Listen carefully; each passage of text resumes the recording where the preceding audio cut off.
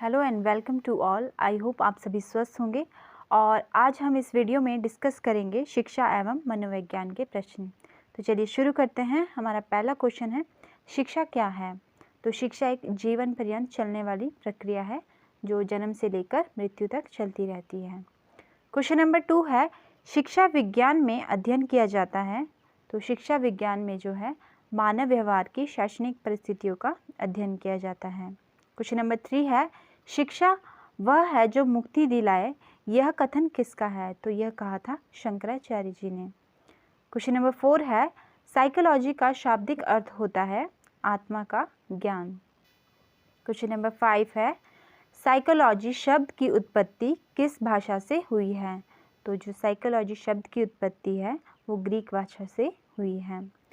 Question number 6 है, शिक्षण क्या है? तो शिक्षण है ज्ञान अर्जन करना है, यानी ज्ञान को अर्जित करना। क्वेश्चन नंबर 7 है, मनोविज्ञान में अध्ययन किया जाता है। तो मानव व्यवहार की जो शैक्षणिक परिस्थितियां हैं उसका अध्ययन जो है मनोविज्ञान में किया जाता है। क्वेश्चन नंबर 8 है, शिक्षा को मनोवैज्ञानिक आधार की आवश्यकता क्यों है? तो आंसर है बालकों के आंतरिक व बाह्य गुणों का पता लगाने के लिए जो है शैक्षिक समस्या और शैक्षिक जो शिक्षा में समस्या आती है उसके समाधान के लिए जो है शिक्षा को मनोवैज्ञानिक आधार देने की आवश्यकता है। क्वेश्चन नंबर 9 है, बाल मनोविज्ञान का शिक्षा के क्षेत्र में क्या योगदान है? तो आंसर है बाल केंद्रीय शिक्षा पर आधारित होना, कि जो बाल मनोविज्ञान का जो है बाल मनोविज्ञान जो है बालक यानी बच्चों को जो है केंद्र में रखकर शिक्षा दी जाती है इसमें। क्वेश्चन नंबर 10 है, बाल मनोविज्ञान में किस अवस्था तक अध्ययन किया जाता है? तो बाल जो मनोविज्ञान में है गर्भावस्था से लेकर किशोरावस्था तक अध्ययन किया जाता है। क्वेश्चन नंबर 11 है, शिक्षा मनोविज्ञान अधिक बल देता है। तो आंसर है छात्र केंद्रित शिक्षा पर जो है शिक्षा मनोविज्ञान अधिक बल देता है। क्वेश्चन नंबर 12 है, मनोविज्ञान आचरण एवं व्यवहार का यथार्थ विज्ञान है। तो यह किसने कहा था? तो मैकडूगल ने कहा था कि मनोविज्ञान आचरण एवं व्यवहार का यथार्थ विज्ञान है। क्वेश्चन नंबर 13 है, मनोविज्ञान पर पहली पुस्तक प्रिंसिपल साइकोलॉजी का प्रकाशन कब हुआ था? तो आंसर है 1895 में जो है मनोविज्ञान पर पहली पुस्तक प्रिंसिपल साइकोलॉजी का प्रकाशन हुआ था। क्वेश्चन नंबर 14 है, किस विधि ने शैक्षिक मनोविज्ञान को एक विज्ञान बना दिया? तो प्रायोगिक विधि ने जो है शैक्षिक मनोविज्ञान को एक विज्ञान का रूप दिया है। क्वेश्चन नंबर 15 है, मनोविज्ञान की पुरानी विधि कौन सी है? तो मनोविज्ञान की पुरानी विधि है अवलोकन विधि। क्वेश्चन नंबर 16 है, शैक्षिक मनोविज्ञान की वस्तुओं में शामिल है मानव अभिप्रेरणा तथा अधिगम जो है शैक्षिक मनोविज्ञान की वस्तुओं में शामिल है। क्वेश्चन नंबर 17 है, आधुनिक समय में मनोविज्ञान को माना जाता है मानव व्यवहार का अध्ययन जो है आधुनिक समय में मनोविज्ञान को माना जाता है। क्वेश्चन नंबर 18 है, शिक्षा मनोविज्ञान के अंतर्गत शिक्षा से संबंधित संपूर्ण व्यवहार और व्यक्तित्व है, यह परिभाषा किसके द्वारा दी गई?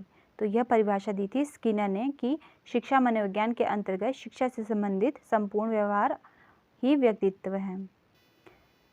क्वेश्चन नंबर 19 है, मनोविज्ञान में व्यवहारवाद का प्रतिपादन करने वाले थे। तो जे.बी. वॉटसन जो है मनोविज्ञान में व्यवहारवाद का प्रतिपादन करने वाले थे।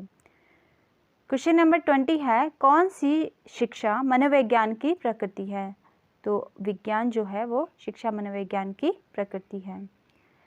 क्वेश्चन नंबर 21 है, मनोविज्ञान मानव व्यवहार एवं मानव संबंधों का अध्ययन है। तो यह किसने कहा है? तो क्रो ने कहा है कि जो मनोविज्ञान है वो मानव व्यवहार और उनके जो संबंध होते हैं उसका अध्ययन करता है।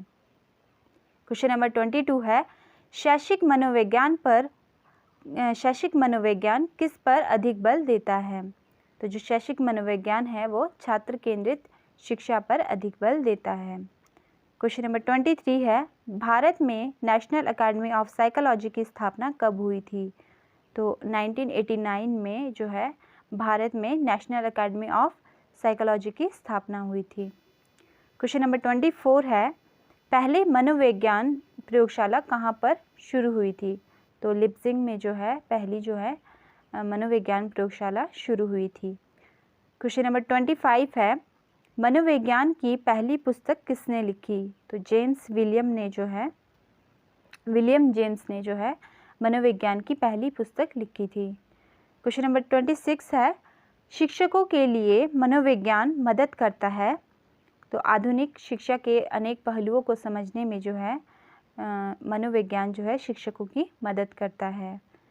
क्वेश्चन नंबर 27 है, शैक्षिक मनोविज्ञान से संबंधित है शैक्षिक उद्यम के लिए उद्देश्य को परिभाषित करना।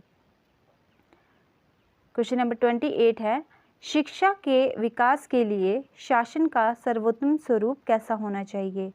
तो शिक्षा के विकास के लिए जो शासन है उसका सर्वोत्तम स्वरूप जो है कैसे होना चाहिए?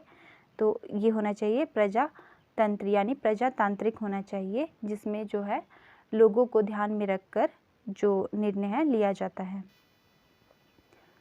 क्वेश्चन नंबर 28, बाल केंद्रित शिक्षा में शामिल है।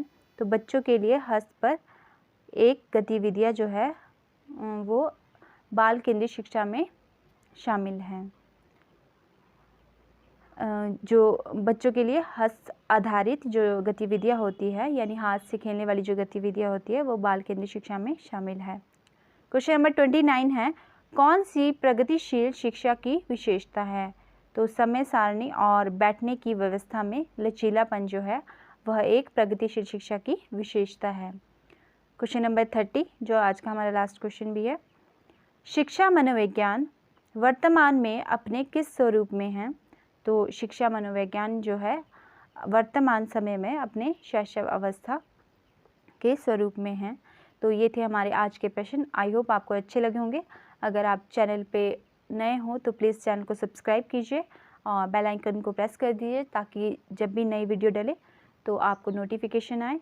और वीडियो अच्छी लगी हो तो लाइक कीजिए एंड अपने फ्रेंड्स के साथ भी शेयर कीजिए। And thanks for watching all the video.